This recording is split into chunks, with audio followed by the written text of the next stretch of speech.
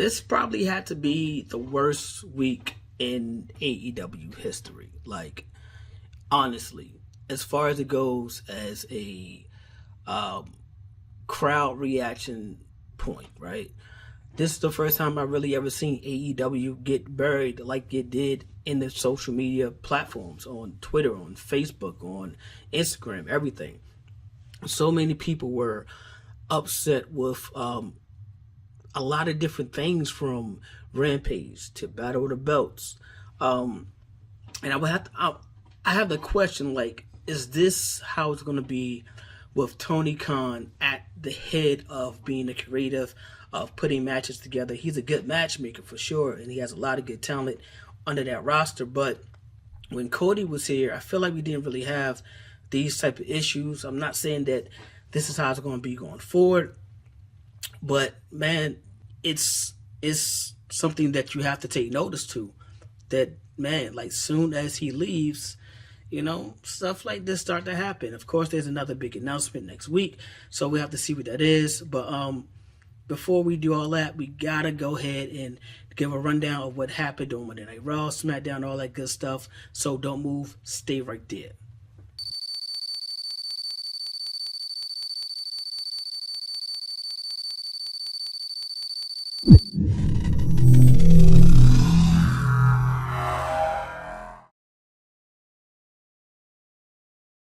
This is the Wrestling Replay. I am Cato. Welcome to episode number 4 of the Wrestling Replay. If you are a returner, then you already know what to do.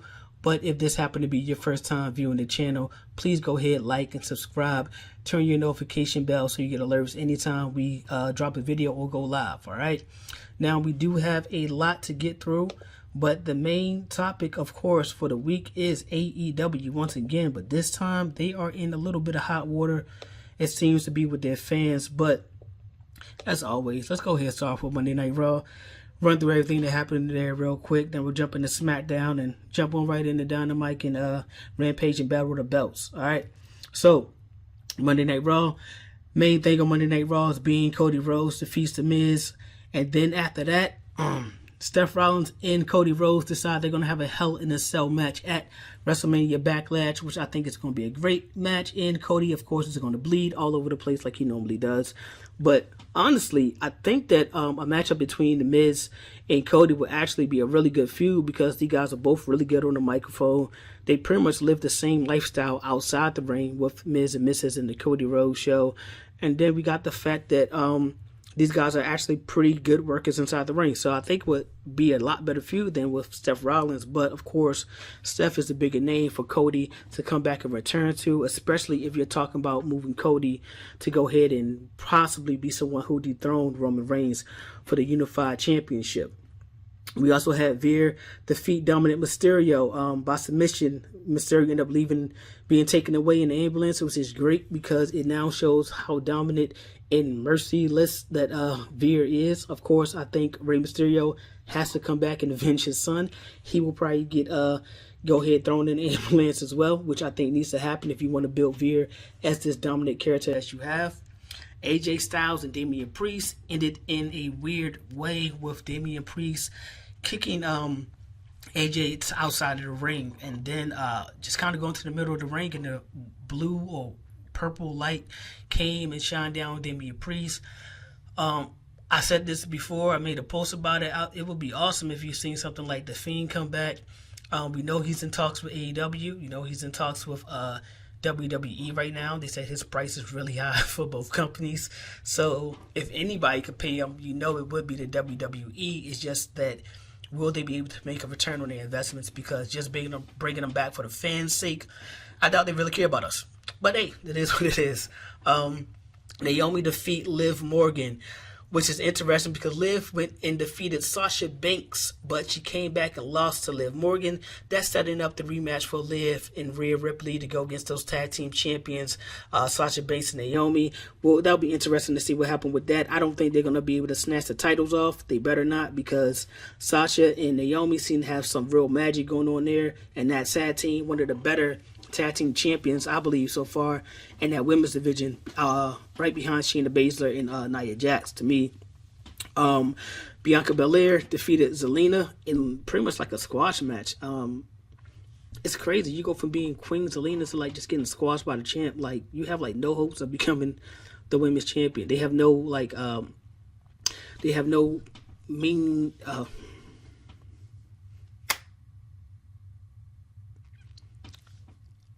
they have no incentive of putting that women's championship on Zelina, not losing like that.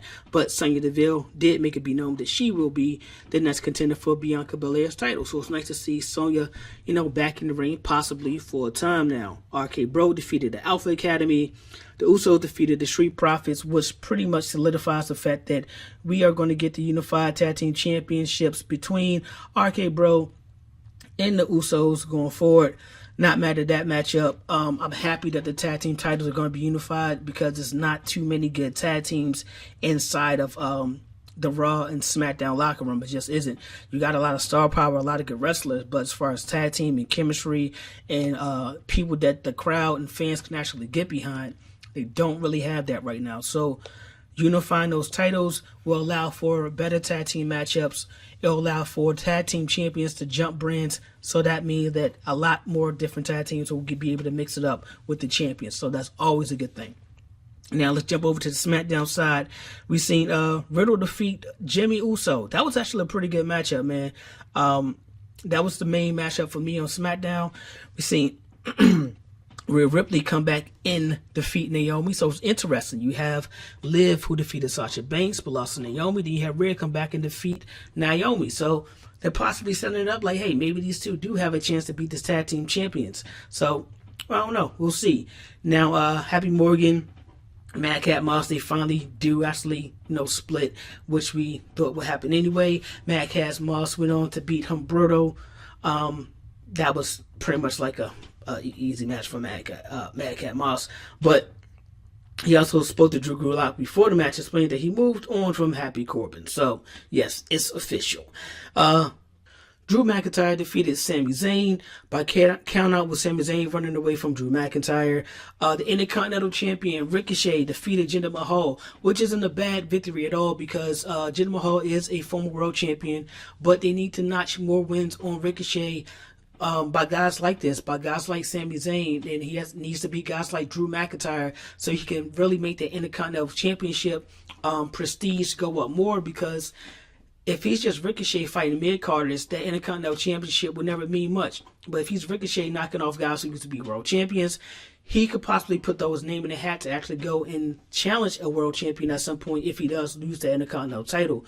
But if they're not going to book him that way, then they're not going to book the title to be what it used to be, if that makes any sense. And Lacey Evans, she opened up about abuse from her father in another video package. So, Lacey Evans, they look like they're going to have her on a nice rollout when she comes back and when she returns. So I'm looking forward to that. I'm looking forward to see what she actually does when she gets back. She's someone who's been missed in the business. With her coming back and barely, I think that women's division is going to get, really good again. So let's move on to AEW Dynamite. My topic of the week, AEW. They have been getting buried left and right. Let's start off with what happened on Dynamite. First, let's go through the matches real quick. We had CM Punk versus Penta Jr. Now Penta and CM Punk. This was a match I would have loved to see when CM Punk was actually in his prime, to go against someone like Penta. I love the fact that CM Punk is back. I love the fact that he's wrestling. The nostalgia, it all comes back, right? But at the end of the day, he moves a little slower than he used to be. He's, I'm not going to say he's not as good as he was in the ring. It's just that he's not as quick as he was in the ring. So that makes some of the moves he do just seemed timed. It seemed like it's a spot. It seemed spotty versus it seemed like seemingly smooth and like a regular transition to a fight. It seems more like a spot, and then I'm waiting for you to make this happen or whatever. So that's my only takeaway from it. It was a decent matchup, though. It wasn't a bad matchup. I just wish I would have been able to see this matchup when CM Punk was actually in his prime. We got to see Jungle Boy and Luchasaurus defend their AEW championships against Red Dragon. Now, this is a win that Jungle Boy and Luchasaurus needed. them beating some of the top tag teams in AEW, it really solidifies these guys as the true tag team champions in AEW. That's what I believe personally. When they first won the titles, it looked like it was like an audible. Rey Fenix got hurt. Okay, let's go ahead and wrap this up. Let's end up putting the titles on Jungle Boy and Luchasaurus. Whether that was supposed to be what happened or not, that's what happened. Now with these guys, defeating guys like the Young Bucks and guys like Red Dragon, it really puts them on the map. Now after the matches where things really got spicy, you seen FTR come down to the ring. They are the AAA Tag Team Champions. They are ROH Tag Team Champions. Now, are they going on a tour collecting tag team titles like the Hardys did a couple of years back? Because they appear to have their eyes on Luchasaurus and Jungle Boy for those AEW Tag Team Championships. So they could possibly hold 3 Tag Team Championships at once. Now, we got to see MJF versus the Captain Shawn Dean, a match that Shawn Dean would win by countout since MJF refused to get back in the ring once Willow made his way down to the ring and started pretty much beating up and bullying his security all over the place. So that's another win for the Captain Shawn Dean right there. Next, we had the trio match between Eddie Kingston, Santana Ortiz going against Jericho's Appreciation. And Jericho Appreciation would actually pull out, Appreciation Society will actually pull out the victory over Eddie Kingston, Ortiz, and Santana. This feud does not look like it's going to be over anytime soon.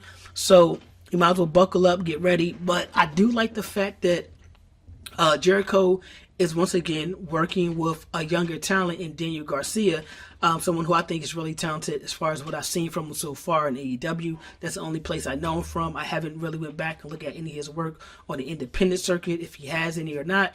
But what I've seen from him in AEW so far, he's solid, man. Solid, pretty good worker. Now, when you're working with somebody like Jericho, look what they get for someone like Sammy. Sammy, a young guy coming in, not too many people knew him. Him getting that rub from being in the circle was perfect. Everything he needed. Now look at him where he's at now.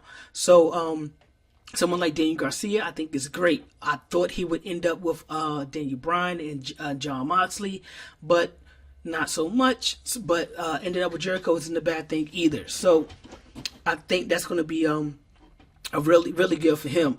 Now we got, hold on, where did we go? Keith Lee and Swerve Strickland. They end up losing to Powerhouse Hobbs and Ricky Starks. That's a match. I mean, that's a feud that I'm really not sold on, man. I'm like, okay, if I'm Swerve Scott and I'm Keith Lee, us beating Powerhouse Hobbs and Ricky Starks, what does that really do for me? And if I'm Ricky Starks and Powerhouse Hobbs, I'm dealing with you guys for what? Do Ricky Starks and Powerhouse Hobbs have any desire to do anything else? You got the tag team championships you could be going after. You got the TNT title, someone like Hobbs or Ricky Starks could go after. He could be a 2-time champion if you want to count the FTW belt. They got the World Championship, of course. Keith Lee, you didn't come here to just, hang around and fight guys in the back, or not fight guys in the back, but, pretty much hang around and just play with men that aren't even mid-tier yet. These guys are like low-level guys right now. Keith Lee should be making his mark on the AEW roster, kind of like Samoa Joe did as soon as he first came in. And Swerve Strickland, I feel like he's somebody who should have been going after that TNT title as soon as he came in. He's a great worker inside the ring. That belt needs to build some type of prestige. I don't like the way that it kind of gets to get passed around. It's like no one can have a run longer than, 60 days? Unless you're Darby Allin, I guess. But someone like that can really build up the prestige. And plus, their in-ring work is so good, people are going to want to see them week in and week out anyway, especially with him already having a crowd behind him. Now, we also had Sky Blue go against Marina Shafir. Sky Blue ended up on the losing end of that. But I tell you what, I do like Marina. And I think Jade might be in a little bit of trouble because Marina looks like a champion. I hate to say it, but she looks like the real deal. It kind of reminds me of when we seen Shayna Baszler for the first time, when we seen Ronda for the first time. That intensity, that MMA background that they utilize inside the ring, they look like champions, right? So could this be Jade's first possible loss? They're building up to 29-0. Who's going to be number 30? They're building up the streak. They're building up the fact that Marina, like, she didn't have a lot of matches on Dynamite or Rampage at all. So they're already building her up as if she is like a top contender. So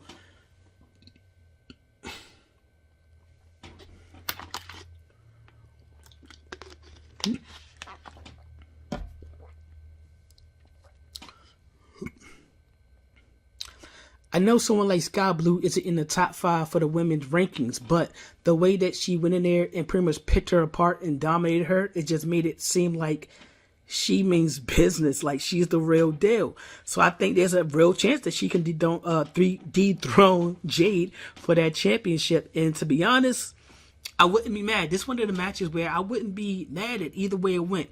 If Jade lost, okay, cool. I guess it was time for the streak to end. And Marina kind of looks like the real deal, and we'll have to see what else she could do inside the ring, because I only seen her a handful of times anyway. And Jade is like, dang, like Jade's, she building up the little bad bitch section. She's building up her name. She's building up her brand. The crowd is already behind her. She's red hot. So do you kill that momentum? Do you possibly build a feud, a rivalry for someone for her to wrestle, over and over again, kind of like they're doing with Britt Baker, and Thunder Rosa? So I don't know, man, but I'm here for it. I want to see what happened with it. Now let's go on to the Ring of Honor Television Championship. Samoa Joe versus Suzuki. Suzuki is right now ROH World TV Champion, but he was defeated and dethroned by Samoa Joe that night in the main event. Cool. Fine with that. Happy. I love the matchup. It was everything you thought it was going to be. It was as brutal, hard-hitting strikes. It looked like you were watching New Japan on live USA TNT television. So that was a match that if you didn't see, you should go back and see. It was everything you wanted it to be in the matchup, especially with those two guys. Now, the only problem with the ending of Dynamite was the fact that you had former NBA player Saddam Singh. I hope I'm saying this first name right. Saddam Singh. But Jay Lethal and Sean J. Dutt, they pretty much been, riding Samoa Joe ever since he's have made his way back, actually. So now with him winning the championship, they came out to ride him some more. The lights go out, lights come on. Big guy behind Samoa Joe. No one knows who the hell this guy is. At least I don't know who he is. He attacked Samoa Joe with the little thing with the hands where he squash your head. Like, I hate that move, man. But they don't do nothing stupid. But so he hit him with that. Samoa Joe goes out. They beat him down, and that's about it. No one knows who this guy is at all. Now, I understand that AEW parent company had a merger with another company in India, and they are trying to pretty much, one hand greases the other type situation. If we want to have more presence over there in India, why not choose one of their biggest stars to appear on AEW? I get it. I understand that. Politics as usual. Got you. No problem. My only thing is it could have been a much better rollout than this. You gave him the treatment as if like someone special was coming. I thought Aleister Black was ready to come. I'm like, oh, this is going to be really good. Nah, it's Saint. Who is Saint? I don't know. Nobody knows. So I'm like, okay, you could have easily rolled this out. I seen a picture with Anthony Ogogo and Saint. I don't know if Anthony Ogogo is 100% or not. If he is, cool. But if he's not, okay, I get it. But you could have had someone like Anthony Ogogo come out.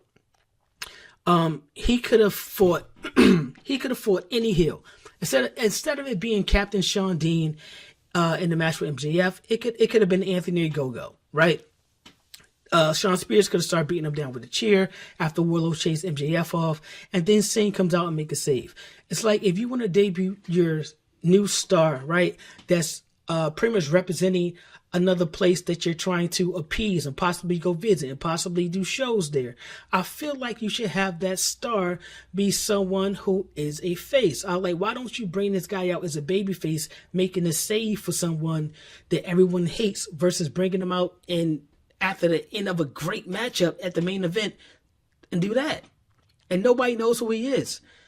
You know what I'm saying? If at least if Anthony Ogogo is facing someone like MJF instead of Captain Shawn Dean, no disrespect to Captain Shawn Dean, but he could come out, he could stop midway, he could say what's up to his man, then you could drop the little nameplate underneath, hey, this is who he is, he's a former NBA player, blah, blah, blah. Okay, cool. Now we kind of got a vision of who he is. You see his man getting beat up with the chair, he's helpless. You see him make his way over top of the railing. The crowd is going to eat that up. They're going to go crazy, even though we don't know who it is. It's a 7-foot dude, though. So everybody's going to eat that up. I don't know why they didn't roll this match out, roll his debut out much better than what they did, but I personally didn't like the way he was rolled out. And apparently I wasn't the only one. You had wrestlers backstage that couldn't understand why he got the type of rollout that he did, why he gets the whole lights going off. I guess that's something special in the wrestling business. So a lot of people didn't like that either. And as far as I could see, the crowd, with the fan feedback on social media, they was like, that was pointless. They made this way more than what it was. This is horrible, blah, blah, blah, blah. So it was surprising to see actually some AEW fans say something bad about AEW. Normally AEW fans protect the shit out of AEW. Like, they not having none of that. Now, let's go ahead and jump over to Rampage. We had, who did we have? We had the Gun Club, who is, 24-0, something like that, 23-0, going against the Blackpool Combat Club. Yo, that's a dope name. That's John Moxley, Daniel Morrison, and Willa Yuta. They went out there and pretty much dominated that matchup. That was really good. I'm really, this BCC, this Blackpool Combat Club, I'm really excited for these dudes. But I've been saying this for a while, man. Like, dog, if you got all these factions in AEW, right? Go ahead and just debut the 3-man tag team titles. That would make so much sense. You got so many factions. You got 2 main belts. One is the world title, which seemingly no one cares about or goes for except like 2 or 3 guys. And then you have the TNT title, which a lot of people care about, but really only about 1 or 2 people win that anyway. So it's like, yo, at least make the triple threat tag team or 3-man tag team titles. I think a lot of people would be more excited about that. We also had the Butcher pretty much go against the Jobbler and destroy him in less than a minute. That was pretty much, I guess, setting up, showing how dominant the Butcher is before he goes and faces Warlow. But we all know how that's going to end. I can't remember the last time before this that Butcher even had a one-on-one matchup. We got to see in the Owen Hart qualifier match for the tournament, Ruby Soho go against Robin Renegade. I like the Renegade twins, man. In this matchup, both twins would kind of try to play their part and help Robin win this match to qualify against Ruby Soho, but that was a fail. Ruby still managed to move on to the qualifying matchup. We got to see Adam Heyman Page and Adam Cole. Dope matchup. Can't front. I think this is like a 8 out of 10, 9 out of 10 type matchup in the Texas Death Match. You already knew what it was going to be.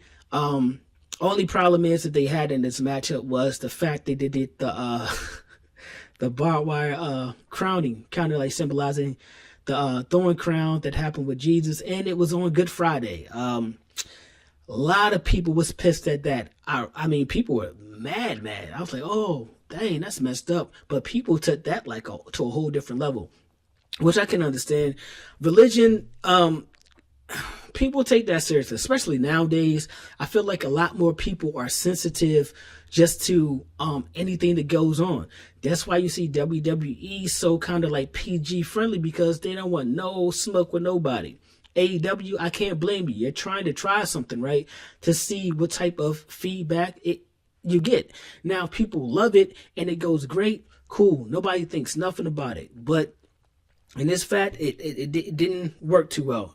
Adam Heyman Page did hold on to his title, the more important part, but he did hold on to his title. But the fact that you got journalists even reaching out to TNT and TBS and sponsors of AEW, questioning them how they feel about that part of the matchup where he put the barbed wire crown on, pretty much mocking Jesus Christ. So, I mean, that type of stuff could really have backlash that you don't want. Hopefully it blows over. We'll see. But those journalists seem like pretty like stronghold on trying to reach out to different promotions, different networks, different commercials, like different companies, everything that has anything to do with AEW, and question them about their practices inside the matchup. Now, the one thing you don't want is AEW to start getting watered down, because their style of wrestling is something that you're not really getting anywhere else. Like, you're not going to see too many guys constantly bleeding inside the ring. You're not going to see too many constant no disqualification or DQ matches or lights out matches, nothing like that on national television, and AEW kind of gives you that. Now, if, say, this reporter or journalist reaching out to these sponsors and networks, they kind of go to AEW like, yo, y'all got to dial it down a little bit. If their style has to get watered down, AEW's not going to be AEW no more. You know what I'm saying? It's not going to be who they were. It's not going to be why people truly came out and supported this company. So it's going to be interesting really what happened with that, if anything goes any further with that. Hopefully not too much, because that's going to really kind of suck. You know what I mean? It's a newer company, man. Come on, like, give them a little slap on the wrist. They'll learn from it, and they'll move on. Now, we had the Battle with the Belts. Battle with the Belts. Sammy Guevara versus Scorpio Sky. Sammy defeats Scorpio, right? He is the TNT champion, I think, for the second time. Yeah, the second time. Second or third? Second time, right? Yeah, second time. Okay, now, where do I want to start? Okay, let's start with this first. Before this matchup, Scorpio Sky was a heel. Legit heel. He had no fan love. It was all heat, right? Somehow in this matchup, we got to hear, let's go Sammy suck chants within the first 2 minutes of the matchup. That made no sense to me. The fans have not been, for weeks now, have not been against Sammy at all. So for the first 2 minutes, we hear Sammy suck chants is absolutely crazy. I don't buy into that at all. Out of nowhere, the fans just start yelling, Sammy sucks. Out of nowhere, the fans just pretty much fit right into this whole heel turn that's happening out the blue. Okay? Leading up to this, Sammy was, trying to be the tough guy, playing the tough guy role. I'm going to get my belt back, doing everything, saying everything that the fans will love as that tough babyface. Ironically, 2 minutes into the matchup, let's go Sammy suck chance. That's weird to me. Not only that, Scorpio Sky was getting about a lot of love from the crowd. That was weird as well. Scorpio Sky is the heel. In every matchup prior to this, he got no love from the crowd, no matter if the move was dope or not dope. So I don't know if people was placed in the crowd to kind of get the crowd going or what, but it just really made no sense to me of why that would be happening. Either way, Sammy wins the title off of Scorpio Sky. Why did we put the title on Scorpio Sky in the first place? If you want to turn Sammy heel, put the title on the babyface and then let Sammy screw him the same way with the low blow at the end of the match that he did with Scorpio Sky. Why would you put it on one of your best wrestlers, one of your best workers who had an undefeated streak going? Why would you end that streak in that manner? That makes no sense to me. Well, that's one. Number two, Scorpio Sky being one of your best workers inside the company, I would think that his run would be longer than, at least 40 days long. Like, come on, man. He could have put on great matches with him, Jay Lethal, Keith Lee, Swerve Strickland, Aleister Black. He could have had so many great matchups that got cut short. I think he defended the title one time against Warlow. And that was, he got DQ'd, right? I think he got DQ'd in that matchup. So he had one title defense and then he loses the title. This is terrible. I feel like that TNT championship will really never gain any ground. I feel like they only did that actually so that Sami Zayn could be close to pretty much knocking off Cody Rhodes for the most TNT championships. So he'll probably end up losing it right back to Scorpio Sky and taking it right back off of Scorpio Sky. So then he'll be a 3-time champion and then, of course, go on to end up defeating him at some point or defeating someone else for it at some point and become the most times TV champion or whatever. But I think it's really hurting that title that it changes hands so much. And I think it also hurts the fact that Scorpio Sky had to lose that matchup. Scorpio Sky and Ethan Page, when they were undefeated tag team, they had to go ahead and lose to Moxley and Eddie Kingston. And next thing you know, Moxley and Eddie Kingston is getting a tag team title shot within a couple of weeks. Now you put this title on Scorpio Sky, and Not even a month later, he ended up losing it to Sammy Guevara. It's kind of to the point where, I hate to say it, but it go back to what Big Swole kind of said when she was like, look, she felt like minorities really wasn't getting an opportunity in AEW. Right after that, you seen Jade win the TBS championship. Big Swole also says, hey, her daughter feel like she doesn't see people like her winning the championships. And now you seen Jade's daughter all over the screen after every matchup that she won. That kind of fell off a little bit. Now, it'll be interesting if Jade ended up losing her title. And then shortly after that, you see Scorpio Sky, he gets the title. I'm just saying, it's interesting. I'm not saying it's true or false. I'm just saying, hey, it's interesting what she said. We also got to see Jonathan Gresham, yes, my dog, go against defeat Dalton Castle. He defended his Ring of Honor World Championship title. Now that Jonathan Gresham is officially signed to AEW, I believe he's officially signed to AEW, he's been having a little smoke with Jay Lethal as well. So Jay Lethal come out there, Shantay Dutt and Singh comes out, and of course Samoa Joe comes out to make the save. But more importantly, the fact that we have Jonathan Gresham inside AEW, a match that I've been waiting to see for so long, is him versus Bryan Danielson. If that match can take place for the ROH Championship, a championship that Danielson already has ties to, a company has ties to, that's going to be an amazing matchup, especially with the way that he's wrestling now in the Black Liverpool Combat Club. Damn, that matchup will be so good. Of course, Gresham will probably need some alliance before he go out there, because there's no way they're going to let him go out there one-on-one against Bryan Danielson. Well, actually, no, I take that back, because the Blackpool members really haven't been getting involved in each other matchups. They kind of let each other fight one-on-one, and however it goes, it goes. So I can respect them for that. But with the title being on the line, I would have to think that, they're going to go above and beyond to make sure that man leave out the champion. Now we had Thunder Rosa versus Nyla Rose. Thunder Rosa retained her title. It was a good matchup. I love roll-up pins and flash victories. I don't know if it's just me, but the way this Hurricanrana went to end the matchup, it was like, really? Like, that's it? But throughout the whole matchup, like, they had great chemistry. Like, they was on point the whole time. Like, everything was really good. I will say that. They actually had the matchup of the night on the card for me, because Scorpio Sky and Sammy, while it was a good match, it was like, it wasn't everything you really wanted out of those. Like, those two can really go to another level. And I think they will when they face each other again. But Thunder Rosa and Nala, they pulled all the stops out. They pulled stops out as if, like, look, I'm not going to wrestle you again for like a year. Let's just go all out with this. And they both did. They had really good chemistry inside the ring, and that showed a lot throughout the matchup. But Thunder Rosa, I really like her as champion, man. And they got that new women's title. Thank God. It's that little baby title off them girls, man. Those women, I'm sorry. That little baby title. But they managed to win. She managed to retain her title against Nyla Rose, which is actually a pretty big deal.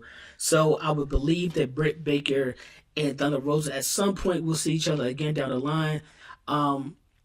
Gotta wait for that. So Tony Khan has a big announcement for next week. He lets everyone be known. That'll be interesting to see what that is.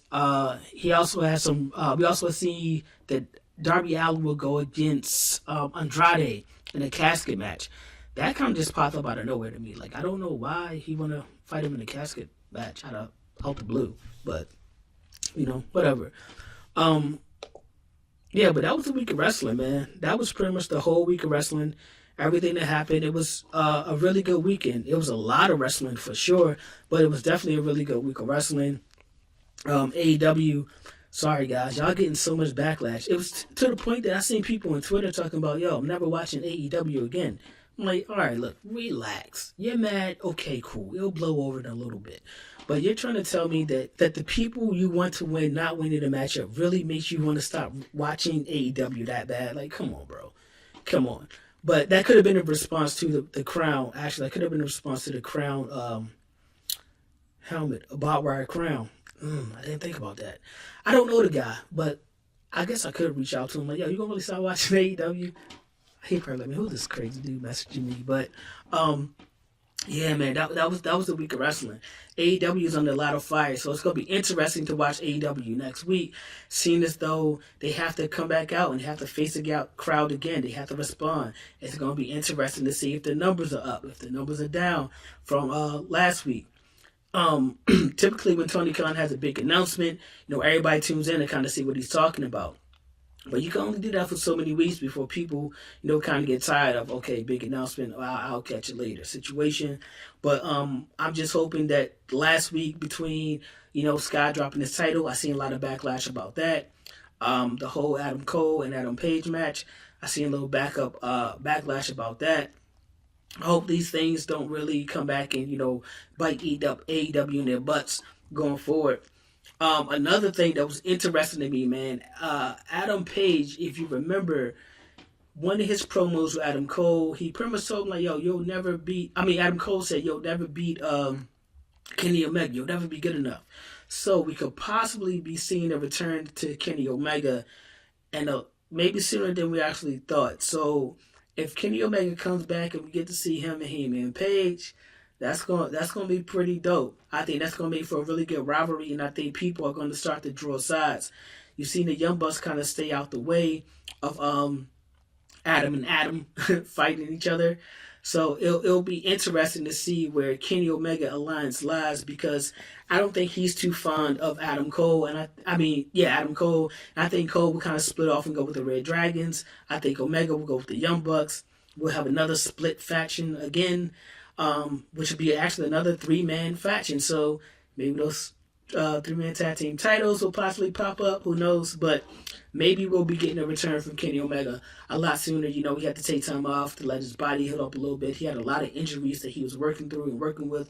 So hats off to him, because he was in a lot of pain through all these matchups and still put on great matchups. So him coming back will bring a lot more eyes back to AEW, I think. I feel like.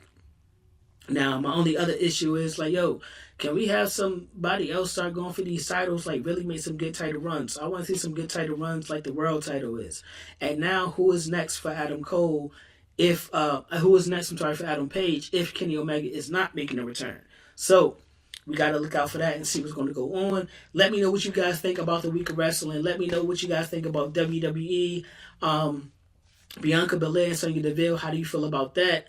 I feel like Rhea Ripley should still be the one. That should be the feud that these guys really need to push going forward.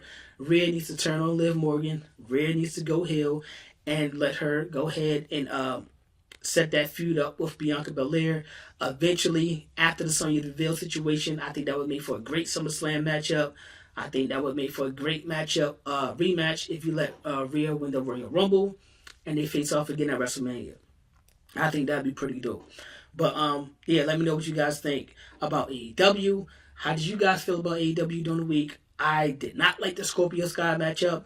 Did not really think twice about the crowning to Adam Cole when it happened. But when I started to read about it, it kind of like clicked in my head, like, oh man, that's what he was doing on Good Friday. That's crazy.